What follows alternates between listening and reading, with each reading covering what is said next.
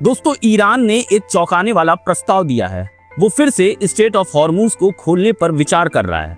ये वही सकरा समुद्री रास्ता है जहां से दुनिया के लगभग 20% तेल की सप्लाई गुजरती है। लेकिन ईरान ने इसके साथ ही अमेरिका को बर्बाद करने वाली शर्त भी रखी है और उसका कहना है कि इस रास्ते से गुजरने वाले तेल टैंकरों का व्यापार डॉलर में नहीं, यूरो में नहीं, बल्कि सिर्फ चाइनीज करेंसी युआन में होना चाहिए। एक वरिष्ठ ईरानी अधिकारी ने बताया कि तेहरान इस बात पर विचार कर रहा है कि कुछ तेल टैंकरों को हॉर्मुज से गुजरने की अनुमति दी जाए, लेकिन केवल तभी जब तेल का व्यापार युआन में किया जाए। दोस्तों, अगर ऐसा सच में होता है तो ये पिछले 52 साल से चले आ रहे अमेरिकी पेट्रो डॉलर सिस्टम को चुनौती दे सकता है। लेकिन असली सवाल सिर्फ तेल का नहीं है। असली सवाल ये है कि ईरान ऐसा क्यों कर रहा है, अमेरिका इसका जवाब कैसे देगा, और अगर दुनिया का तेल व्यापार दो अलग अलग मुद्राओं में बंट गया तो पूरी दुनिया कैसे प्रतिक्रिया देगी। दोस्तों, आगे बढ़ने से पहले आपसे निवेदन है, हमारे इस नए चैनल को सब्सक्राइब करके सपोर्ट करना मत भूलिएगा। वीडियो पसंद आए तो लाइक जरूर कर दीजिएगा। दोस्तों, आज जो कुछ भी हो रहा है उसे समझने के लिए हमें लगभग 50 साल पीछे जाना होगा। 1974 में एक बड़ी घटना हुई। उस समय तेल संकट ने पूरी दुनिया की अर्थव्यवस्था को हिला दिया था। उस टाइम पर यूनाइटेड स्टेट ने सऊदी अरब के साथ एक ऐतिहासिक डील किया। यह समझौता बहुत ही साधारण था लेकिन बेहद ही ताकतवर था। सऊदी अरब और बाद में ज्यादातर ओपीईसी देश तेल केवल अमेरिकी डॉलर में बेचेंगे। इसके बदले में अमेरिका उन्हें सैन्य सुरक्षा, सुरक्षा गारंटी और वैश्विक वित्तीय बाजारों तक पहुंच देगा। और यही समझौता बाद में पेट्रो डॉलर सिस्टम की नींव बन गया। उसके बाद दुनिया का हर देश जिसे तेल चाहिए था उसे डॉलर रखना जरूरी हो गया। जैसे जापान को डॉलर चाहिए था, जर्मनी को जरूरी हो गया डॉलर, भारत को जरूरी हो गया डॉलर, चीन को जरूरी हो गया डॉलर, और यहाँ तक कि जो देश अमेरिकी नीतियों से नफरत करते थे उन्हें भी ऊर्जा खरीदने के लिए डॉलर चाहिए थे। और इससे अमेरिकी मुद्रा की वैश्विक मांग बहुत तेजी से बढ़ गई और इसी मांग ने वॉशिंगटन को जबरदस्त आर्थिक ताकत दे दी।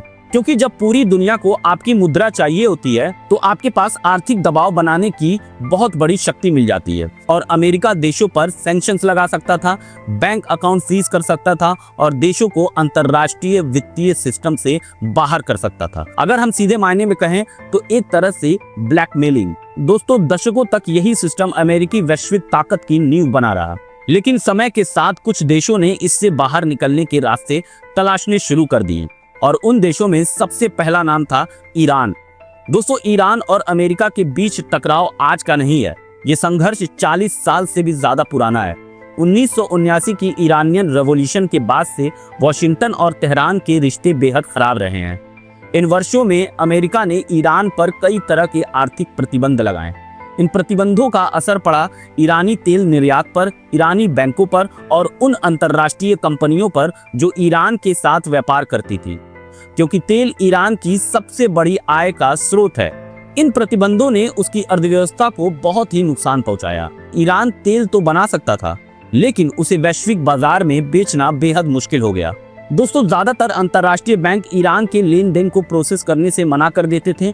शिपिंग कंपनियां भी ईरानी तेल ढोने से बचने लगी और इसी समय एक देश ने ईरान का सबसे बड़ा आर्थिक साझेदार बनकर सामने आया और वो देश था चाइना। चीन दुनिया का सबसे बड़ा ऊर्जा आयातक है। उसे लगातार बड़ी मात्रा में तेल चाहिए। दूसरी तरफ ईरान के पास विशाल तेल भंडार हैं लेकिन खरीदार कम हैं और इसीलिए दोनों देशों के बीच एक प्राकृतिक साझेदारी बन गई। 2021 में दोनों देशों ने 25 साल का रणनीतिक समझौता किया। इस समझौते के तहत चीन ईरान के इंफ्रास्ट्रक्चर्स में निवेश करेगा, ऊर्जा और तकनीक सेक्टर में पैसा लगाएगा और बदले में ईरान चीन को सस्ता तेल देगा।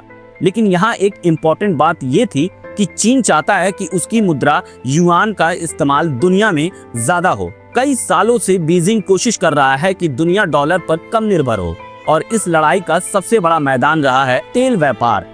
अगर दुनिया का तेल युआन में बिकने लगे तो इसका असर बहुत बड़ा हो सकता है। ईरान इस बात को अच्छी तरह से समझने लगा था और अब जब पर्शियन गल्फ में तनाव बढ़ रहा है तो ईरान अपने सबसे बड़े हथियार का इस्तेमाल करने की कोशिश कर रहा है। स्ट्रेट ऑफ हॉर्मुज दुनिया के सबसे महत्वपूर्ण समुद्री रास्तों में से एक। सबसे सकरी जगह पर इसकी चौड़ाई सिर्फ 34 किलोमीटर है, लेकिन इसी रास्ते से हर दिन लगभग 2 करोड़ बैरल तेल गुजरता है। यानी दुनिया की सप्लाई का लगभग 20% तेल इसी रास्ते से गुजरता है। कई बड़े तेल उत्पादक देश इसी रास्ते पर निर्भर हैं। Saudi Arab, Iraq, Kuwait, UAE, Qatar, Iran. दोस्तों, अगर ये रास्ता बंद हो जाता है तो तेल के व्यापार पर या फिर किसी भी प्रकार के व्यापार पर तुरंत ही असर देखने को मिलता है। तेल की कीमतें बढ़ जाती हैं, शिपिंग महंगी हो जाती है और पूरी दुनिया में महंगाई बढ़ जाती है। अगर ईरान सच में हॉर्मुज को खोलने के बदले युआन में तेल व्यापार की शर्त रखता है तो अमेरिका के पास कई विकल्प हो सकते हैं इसे रोकने के लिए। पहला विकल्प, सैन्य कार्रवाई। अमेरिका पर्शियन गल्फ में अपनी सैन्य मौजूदगी बढ़ा सकता है। दूसरा विकल्प, आर्थिक जवाब। अमेरिका ईरान पर और सख्त प्रतिबंध लगा सकता है। तीसरा विकल्प, कूटनीतिक दबाव। अमेरिका अपने सहयोगी देशों से जैसे सऊदी अरब, यूएई पर दबाव डाल सकता है कि वे तेल सिर्फ डॉलर में बेचते रहें। चौथा विकल्प है रणनीतिक तेल भंडार। अमेरिका और उसके सहयोगी देश अपने तेल भंडार बाजार में छोड़ सकते हैं ताकि कीमतें नियंत्रित रहे। दूसरी तरफ दुनिया इसे कैसे प्रतिक्रिया दे सकती है? यूरोप ऊर्जा सप्लाई को लेकर चिंतित है। चीन इस स्थिति से सबसे ज्यादा फायदा उठा सकता है। रूस पहले से ही डॉलर से बाहर ऊर्जा व्यापार की तरफ बढ़ रहा है। ब्रिक्स नेशंस जैसे भारत, ब्राजील और दक्षिण अफ्रीका नई भुगतान प्रणालियों पर प्रयोग कर सकते हैं। कुछ विशेषज्ञों का मानना है कि दुनिया दो अलग ऊर्जा सिस्टम की ओर बढ़ सकती है। एक सिस्टम जहां तेल डॉलर में ट्रेड होगा और दूसरा जहां तेल युआन जैसी दूसरी मुद्राओं में ट्रेड होगा। तो दोस्तों, स्ट्रेट ऑफ हॉर्मुज का संकट हमें एक बहुत ही बड़ी सच्चाई दिखाता है। सिर्फ 34 किलोमीटर चौड़ा समुद्री रास्ता पूरी दुनिया की अर्थव्यवस्था को हिला सकता है और सिर्फ एक फैसला, तेल डॉलर के बजाय युआन में बेचना, पूरे वैश्विक वित्तीय सिस्टम पर बहस शुरू कर दिया है। अब सवाल यह है कि क्या अमेरिका पेट्रो डॉलर की रक्षा करेगा? क्या चीन युआन आधारित ऊर्जा व्यापार को बढ़ावा देगा या फिर कूटनीति से ये संकट खत्म हो जाएगा? फिलहाल पूरी दुनिया पर्शियन गल्फ में चल रही है। 21वीं सदी की सबसे खतरनाक भू राजनीतिक शतरंज को देख रही है, क्योंकि ये लड़ाई सिर्फ तेल की नहीं है। ये लड़ाई तय कर सकती है कि 21वीं सदी की वैश्विक वित्तीय शक्ति किसके हाथ में रहेगी। दोस्तों, ये डीप एनालिसिस वीडियो अच्छा लगा हो तो लाइक करके जाइएगा। चैनल पर नए होंगे तो सब्सक्राइब कर लीजिएगा। मिलते हैं नेक्स्ट वीडियो में। जय हिंद।